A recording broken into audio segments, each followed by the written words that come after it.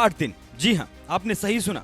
भारतीय मूल की अमेरिकी एस्ट्रोनॉट सुनीता विलियम्स साल 2024 के जून महीने में 3 अंतरिक्ष यात्रियों के साथ सिर्फ 8 दिन के joint crew flight test mission पर गई थी, जिसका मकसद था बोइंग के स्टारलाइनर स्पेसक्राफ्ट की एस्ट्रोनॉट्स को स्पेस स्टेशन तक ले जाकर वापस लाने की क्षमता का टेस्ट करना। लेकिन कुछ तकनीकी गड़बड़ी की वजह से महज 8 दिन का मिशन 9 महीने तक जा पहुंचा और अंतर्राष्ट्रीय स्पेस स्टेशन यानी ISS में करीब 9 महीने गुजारने के बाद 18 मार्च की सुबह सुनीता विलियम्स धरती पर लौट सकी, जिससे अमेरिका ही नहीं भारत में भी जबरदस्त खुशी देखी गई। क्योंकि सुनीता विलियम्स भले ही अमेरिकी एस्ट्रोनॉट हों, लेकिन उनकी जड़ें भारत से जुड़ी हैं और उनकी रगों में सनातन धर्म की ताकत दौड़ती है। यही वजह है कि सुनीता विलियम्स अपने साथ भगवान गणेश जी की मूर्ति भी अंतरिक्ष में ले गई थी। तो वहीं महाकुंभ के दौरान जब पूरी दुनिया से सनातनी श्रद्धालु संगम में डुबकी लगा रहे थे, तो उस दौरान भी सुनीता विलियम्स का सनातनी रूप देखने को मिला था।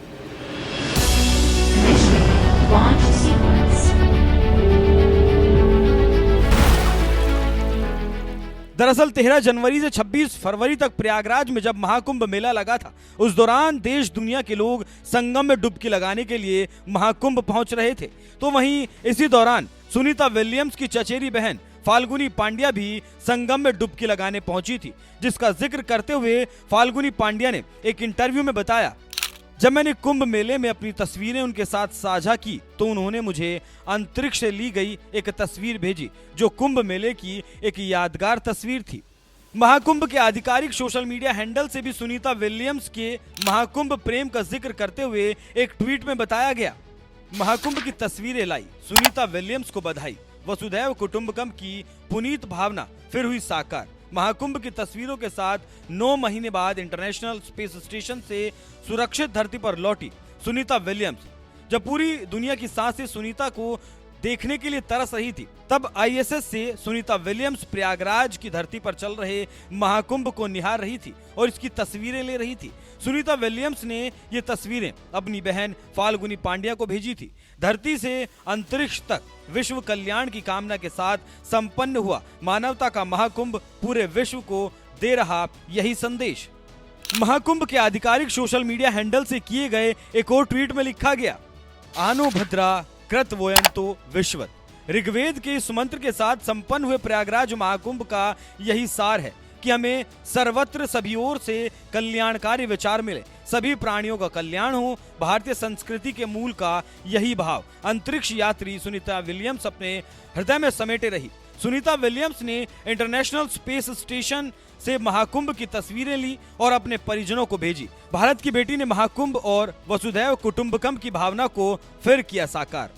योगीराज में पहली बार प्रयागराज में लगे महाकुंभ में 65 करोड़ से भी ज्यादा श्रद्धालुओं ने संगम की डुबकी लगाई थी। जो लोग धरती पर थे वो सीधे संगम तट पर पहुंचकर महाकुंभ में डुबकी लगा रहे थे। तो वहीं सुनीता विलियम्स अंतरिक्ष से ही महाकुंभ की दिव्यता और भव्यता को निहार रही थी। इतना ही नहीं, सुनीता विलियम्स जब अंतरिक्ष में जा रही थी तो इस दौरान उन्होंने अपने साथ भगवान गणेश की मूर्ति भी ली थी, जिसकी एक तस्वीर भी सोशल मीडिया पर आई थी, जिसमें भगवान गणेश की एक छोटी सी मूर्ति अंतरिक्ष में तैरती हुई नजर आई थी। इसी बात से आप समझ सकते हैं कि सुनीता विलियम्स भले ही एक अमेरिकी एस्ट्रोनॉट हो, लेकिन उनकी रगों में सनातन धर्म की ताकत दौड़ रही है।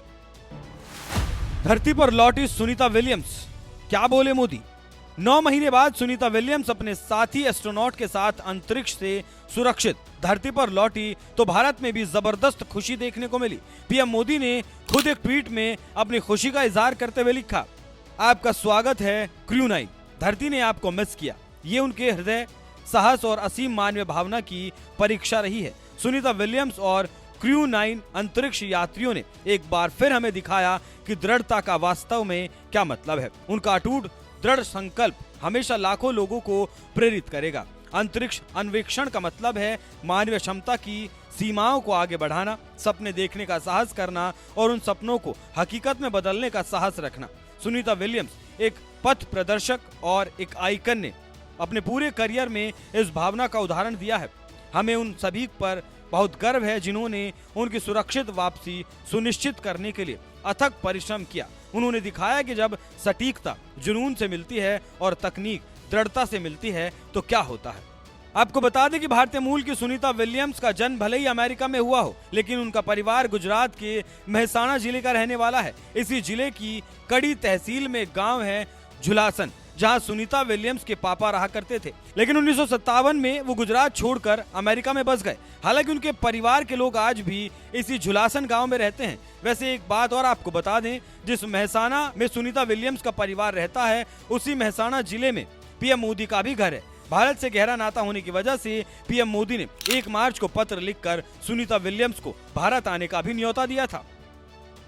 बहरहाल अंतरिक्ष से लौटी सुनीता विलियम्स भारत कब आती हैं, ये तो फिलहाल वक्त बताएगा। वैसे अमेरिका में पली बड़ी होने के बावजूद सुनीता विलियम्स जिस तरह से सनातन धर्म का सम्मान करती हैं, इस पर आपका क्या कहना है? अपनी राय हमें कमेंट कर जरूर बताएं। साथ ही केंद्रीय मंत्री जितेंद्र सिंह ने सुनीता विलियम्स की वापसी पर संसद में क्या कुछ कहा, आइए आपको सुनाते हैं। रखा है, कल ही मीडिया ने प्रधानमंत्री श्री नरेंद्र मोदी जी द्वारा लिखा हुआ एक पत्र जारी किया था, जिसमें उन्होंने सुनीता विलियम जी को संबोधित करते हुए उनकी सुरक्षित वापसी की कामना भी की थी और उन्हें भारत आने का निमंत्रण भी दिया था। इससे पहले उनका भारत आना जब सन 2007 में हुआ था, तो उस समय भी उन्हें प्रधानमंत्री जी से भेंट करने का अवसर रहा, जब वो गुजरात के मुख्यमंत्री थे। हमारी ओर से भी सुबह 4 बजे बधाई का संदेश सोशल मीडिया के माध्यम से चला गया है, जिसमें ये कहा गया कि ये एक ऐसा पल है जिसमें गौरव भी है, गर्व भी है और राहत भी। गौरव की अनुभूति, गर्व का एहसास और राहत की संतुष्टि। और हैविंग सेड दैट, माननीय सदस्य ने बड़ा ही एक महत्वपूर्ण प्रश्न रखा है।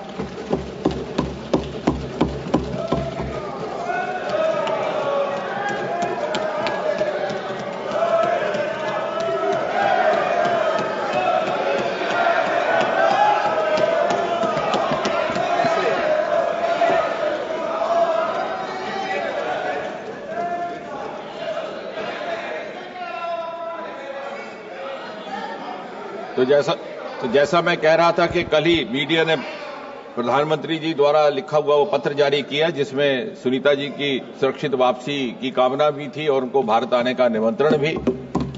और आज जब उनका सुबह 3:27 पर लौटना हुआ है, तो हम सब के लिए वो गर्व का पल भी था, गौरव का भी और राहत का भी। हैविंग सेड दैट, माननीय सदस्य ने एक बड़ा ही महत्वपूर्ण प्रश्न किया है, जो कि भारत के आने वाले समय के अंतरिक्ष की मिशंस के साथ भी संबंधित है और उसकी जानकारी साझा करना हम सब के लिए महत्वपूर्ण भी है।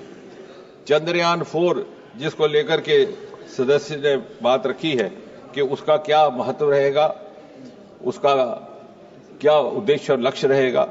मूलतः तो वो सैंपल ले जाने के लिए है, लेकिन वो सारी वो प्रक्रियाएं अंजाम देगा, वो सारी एक्सरसाइजेस जो आने वाली हमारी मिशंस के लिए अनिवार्य रहेगी। और जिस प्रकार सुनीता विलियम को लाने के लिए डॉकिंग और अनडॉकिंग के प्रोसेसेस का इस्तेमाल किया गया, वो हमारे लिए भी आने वाले समय में अनिवार्य रहेगा, क्योंकि भारत की भी योजना है कि हमारा एक अपना अंतरिक्ष स्टेशन हो, जिसका हम नाम भारत अंतरिक्ष स्टेशन रखें। और यदि सब कुछ योजना अनुसार चलता रहा, तो सन 2040 को एक भारतीय मूल का व्यक्ति चांद पर धरती पर उतारने की भी योजना है। अब चंद्रयान एक पहला ऐसा हमारा मिशन रहेगा जो 2 लॉन्च व्हीकल्स से छोड़ा जाएगा। उसके 5 कंपोनेंट रहेंगे, 3 एक तरफ, 2 एक तरफ। और डॉकिंग अनडॉकिंग जिसकी थोड़ा बहुत अनुभव स्पेसएक्स से भी हुआ है, उसको बार बार कर करके और अधिक अनुभव और क्षमता हासिल करने का प्रयास रहेगा। ये दोनों रॉकेट ऊपर जाकर के अर्थ के ऑर्बिट में जुड़ जाएंगे, डॉकिंग होगा। फिर वहां से जब वो चंद्रमा के ऑर्बिट में जाएंगे, तो अलग होकर के डिसेंडर और असेंडर मॉड्यूल नीचे उतरेंगे। डिसेंडर मॉड्यूल सैंपल इकट्ठे करके वापस लौटने के बजाय वहीं रह जाएगा। असेंडर मॉड्यूल वापस जाएगा, फिर से डॉकिंग होगी बाकी के रॉकेट के साथ। और फिर वो जो ट्रांसपोर्ट मॉड्यूल जब नीचे आएगा, along with the re entry module, तो धरती के ऑर्बिट में आकर के वो फिर से अलग हो जाएगा और आते समय मूलतः केवल 10% उसका वजन रहेगा, क्योंकि सारे मॉड्यूल धीरे धीरे अलग होते रहेंगे। तो ये रिपीटेड डॉकिंग अनडॉकिंग की प्रैक्टिस भी रहेगी, जिससे हमें अपनी क्षमताओं का भी आत्मविश्वास आएगा, कॉन्फिडेंस आएगा और आने वाली हमारी जितने भी मिशंस हैं उसके लिए भी हमें अनुभव रहेगा। धन्यवाद मंत्री महोदय, आपने बहुत विस्तृत से मेरे जानकारी दी और इसके बाद मेरा समाधान तो हो गया है, लेकिन मेरी आशाएं भी बढ़ गई है। महाराष्ट्र से मैं आता हूं सर। महाराष्ट्र में उपग्रह, रिमोट सेंसिंग और डेटा विश्लेषण से संबंधित प्रौद्योगिकी और नव संचार प्रणाली के विस्तार के माध्यम से महाराष्ट्र में कोई प्रोजेक्ट लॉन्च करने की संभावना है क्या? ये मेरा प्रश्न है। इस सरकार में एक खास बात यह रही कि ये केवल रॉकेट छोड़ने तक ही सीमित नहीं है। स्पेस टेक्नोलॉजी का इंफ्रास्ट्रक्चर डेवलपमेंट में और दूसरे सेक्टर्स में भी इस्तेमाल किया गया है।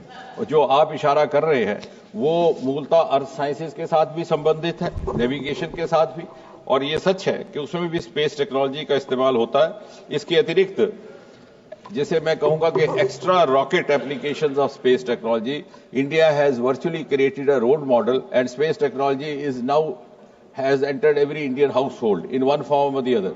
हम जो टेलीविजन देख रहे हैं उसकी भी अधिकतर चैनल्स स्पेस टेक्नोलॉजी के माध्यम से, हमारा फ्लड और डिजास्टर मैनेजमेंट जिसका आप बात कर रहे हैं वो भी स्पेस टेक्नोलॉजी दूसरे मंत्रालयों के साथ समन्वय के साथ अंजाम देता है। हाउसिंग अर्बन डेवलपमेंट, हमारी अमृत जैसी स्कीमें जो इन्हीं 10 वर्षों में प्रारंभ की गई हैं, उनका भी कहीं ना कहीं स्पेस टेक्नोलॉजी का उपयोग किया जाता है। स्मार्ट सिटीज के भी निर्माण में, रेलवे सेक्टर में अनमैन्ड क्रॉसिंग्स, एग्रीकल्चर सेक्टर में बड़ी व्यापक ढंग से स्पेस टेक्नोलॉजी का इस्तेमाल, हेल्थ केयर में तो है ही है, प्लानिंग में हमारी गति शक्ति योजना। तो कहने का तात्पर्य ये कि किसी न किसी रूप में स्पेस टेक्नोलॉजी का कोई ना कोई प्रोजेक्ट, कोई ना कोई काम हर प्रदेश में अंजाम दे रहा है। हो सकता है वहां लॉन्चिंग पैड एज सच ना हो, लेकिन वो भी मैं एक सूचना साझा कर दूं कि हमारा इसरो की स्थापना सन 1969 में हुई थी, लेकिन पहला लॉन्चिंग पैड बनते बनते कई बरस गुजर गए, वो जाकर के कहीं 1992-93 में बना। उसके बाद दूसरा लॉन्चिंग पैड भी श्रीहरिकोटा में उसके 10 वर्ष बाद बना। लेकिन इस सरकार के आने के बाद हमने उसी स्थान पर एक तीसरा लॉन्चिंग पैड बनाने का काम शुरू कर दिया और इसके अतिरिक्त एक और लोकेशन की शिनाख्त की है तमिलनाडु में, जो माननीय कनिमोई जी हमारी सदस्य है, उन्हीं की कॉन्स्टिट्यूएंसी में है, ट्यूटिकोरिन जिले में।